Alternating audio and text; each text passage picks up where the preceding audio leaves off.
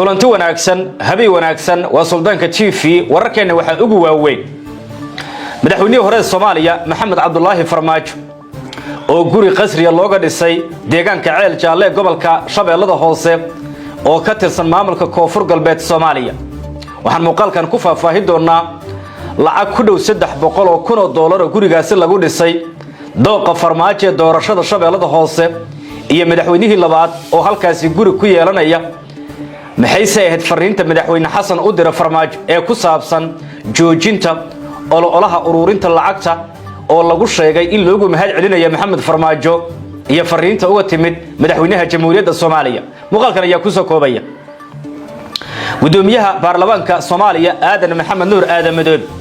oo maanta si degdeg ah ugu soo laabtay magaalada Muqdisho ee caasimadda Soomaaliya kulan aan caadi ahayn isugu yeeray labada aqal ee baarlamaanka Soomaaliya kaasoo lagu eegayo bedelka qodobada dastuurka ku xusan oo dood ay ka taagantay xildhibaanada ka falceliyay iyo sidoo kale fariimaha durbaba ay ku dhawaaqeen ku saabsan diidmada fadhigaas maxaa la filan karaa bari abaabil xoogan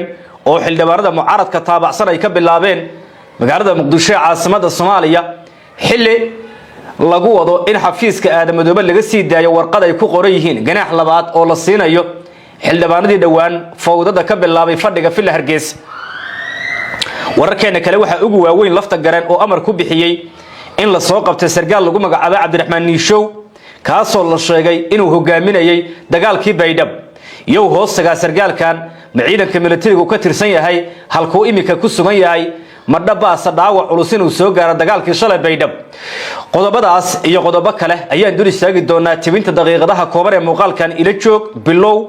ila dhamaad waa 6 bisha labaad ee February 2026 ku soo dhawaada wararkaas oo faahfaahsan aynu ku bilown wargelin muhiim ah ma doonaysaa waalidkaaga oo dhintay ama sariiryaal oo xanuunsan in lagaaga soo cumreeyo bisha Shacbaan oo ah Ramadaan kadib bishii ugu soonka badnaa subanaheena Muhammad nabadgeliye naxariis korkiisa ahaatee waxaana fursadan kaga faa'iideynaya shirkadda At-Taqwa oo ku sameysay qiimo dhimis ballaaran inta lagu guda jiro acmaasha cumrada waxaa lagu soo duubayaa muuqaallo ku saabsan qaabka ay cumradu u dhacday haddaba wixii faahfaahin inta dheer nagala soo xiriir cinwaanada iyo taleefanada shaashada kaaga muuqda madaxweynihii sagaalaad ee Jamhuuriyadda Federaaliga ee Soomaaliya Maxamed Cabdullaahi Maxamed Farmaajo ayaa guri marla araga looga dhisay magaalada Ceel Jaalle gobolka Shabeellada Hoose isagoo noqonaya madaxweynihii labaad ee deegaan ka sameeyay gobolka Shabeellada Hoose halka madaxweynihii koobaad ee Soomaaliya Aadan Cabdulle Cusmaan Aadan Cad deegaanka Jannaale ee gobolka Shabeellada Hoose halkaas oo ku lahaa guri iyo beer oo markaas ku noqday ritaaya markii xukunka ka tagay kadib Farmaajo ayaa markaan doortay deegaanka Ceel Jaalle oo ah magaalo xeebeed ka tirsan gobolka Shabeellada Hoose si rasmi ah ayaa maanta gurigaasi xariga looga jaray shacabka Soomaaliyeed ayaana ku maamuusay madaxweynihii sagaalaad ee Soomaaliya sida uu sheegay xafiiska madaxweynihii hore Farmaajo gurigan ayaa laga hirgeliyay olole qaran oo ay maal gelinayeen muwaadiniin Soomaaliyeed oo ku nool gudaha dalka Soomaaliya iyo sidoo kale dibadiisa gurigan ayaa lagu dhisay laga dhisay deegaanka taariikhiga Ceel Jaalle oo ka tirsan degmada Marka ee gobolka Shabeellada Hoose ololaha mahadsanid madaxweyne ayaana wuxuu asaan u noqon doonaa baraaruga ayuu yiri Soomaaliyeed iyo doorkooda ilaalinta daahfurnaanta maamul wanaaga amaanada qaran iyadoo muujinaysa dhaxalkii dawladnimada ee dhidibada uu taagay Farmaajo ayaa lagu yiri qoraal ka soo baxay xafiiska madaxweynihii hore ee Soomaaliya Maxamed Cabdullaahi Farmaajo Maxamed Farmaajo ayaa dhankiisa u mahadnaqay oo mahadnaq ballaaran u jeediyay dhammaan muwaadiniinta ka qayb qaatay ololaha lagu dhisay gurigan dhammaan shacabka Soomaaliyeed shicib iyo ciidanba oo ka qayb qaato ololahan waan uga mahad celinaya anigoo adkaynaya fariinta aad muujiseen ee ah in dawladnimadu ay tahay hanti ay wada leeyihiin muwaadiniintu ayna wax kasta oo qaali ah u horayaan markii ay arkaan hoggaan u adeegaya danahooda kana shaqaynaya dib u soo celinta qarannimada Soomaaliyeed ayuu ku yiri Maxamed Cabdullaahi Farmaajo fariintiisa dhagax dhiga mashruucan ayaa la sameeyay 22 bishii Luulyo ee sanadkii 2023 iyadoo dhismaha gurigan loogu magac daray mahadsanid madaxweyne oo ku kacay lacag gaaraysa 290 iyo 5,000 oo dollar sida uu sheegay xafiiska madaxweyne Farmaajo. wadarta guud qarashka ay soo ururiyeen shacabka Soomaaliyeed ayaa gaaraysay 300,000 oo dollar halka qarashka dhismaha uu noqonayo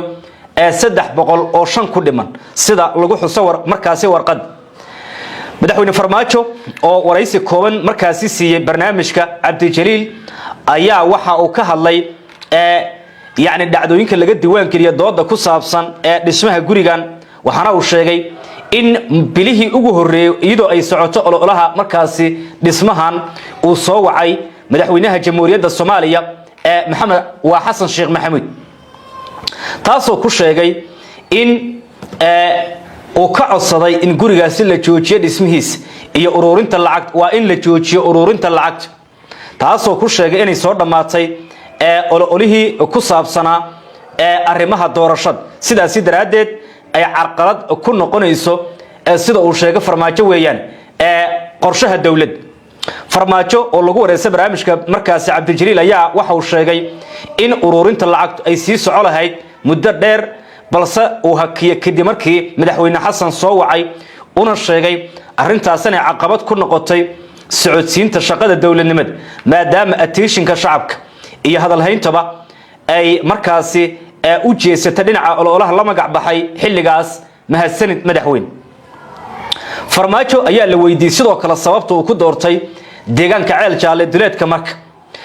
gobolka Shabeellada Hoose waxaana uu sheegay inuu aad u jeclaa isagoo deegaankan sidoo kale talooyinkii la soo jeediyay ay ku jirtay magaalada Baraawe ee gobolka Shabeellada Hoose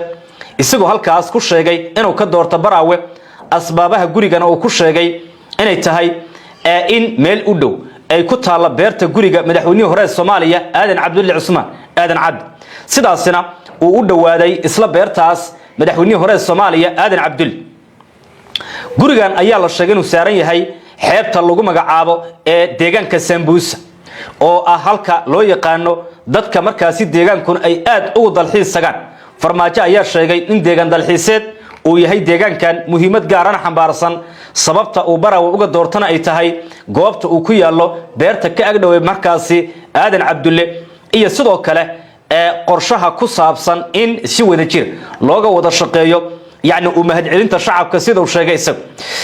doodaas ayaa markaasi hadda si xoogan warbaahinta iyo baraha bulshadaba loogu faafinaya maxay ka dhigan tahay muwaadin fikirkada nala wadaag in Farmaajo guri loo dhiso ma mudna mise waa dood u baahan qiimeyn soo dhawaad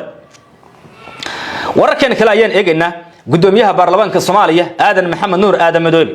ayaa si degdeg ah ugu soo laabtay magaalada Muqdisho ee caasimadda Soomaaliya waxaana sidoo kale Aadan Madoobe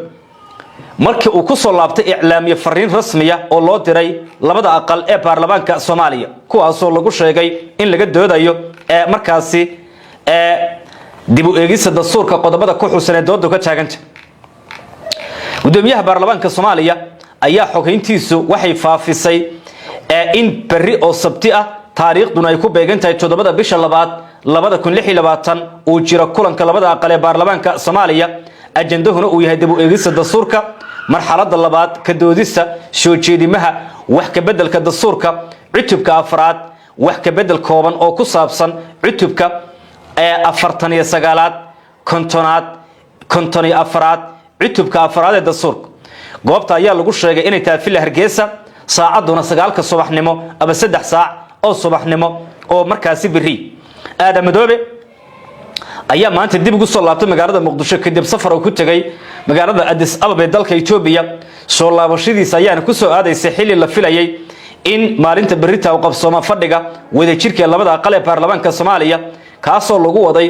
in markaasi lagu sii wado ajandayaasha khilaafku ka taagan yahay ee arrimaha dastuurka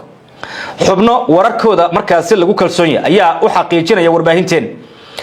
in gudoomiyaha golaha shacabku uu markaasi ay suurtagal tahay in uu noqon doono kusimaha madaxweynaha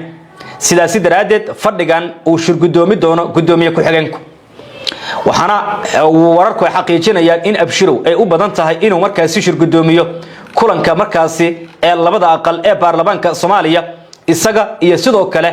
ninka lagu magacaabo Shacbaan xildhibaano kamid ah baarlamaanka Soomaaliya oo baraha bulshada ku baahiya fariimahood ayaa qoray iyada oo aanan xal laga gaarin in la sii wado ajandaha baarlamaanka waxay sii horinaysaa xaaladda aqliga ha shaqeey qaar kamid ah xildhibaanada oo mucaarad ku ah arinta dooda markaas fadhig ayaa ku faafiyay fariimahooda baraha bulshada waxaana ay ku sheegeen in arrimahaasi ay yihiin ajandaha ugu waaweyn ee miiska saaran iyo dooda miiska saaran laga dooday dhanka kale xafiiska guddoonka baarlamaanka ayaa lagu wada in laga sii daayo magacyada dhowr iyo 10 xildhibaan oo kuwii dhawaan fadhigii ugu dambeeyay baarlamaanka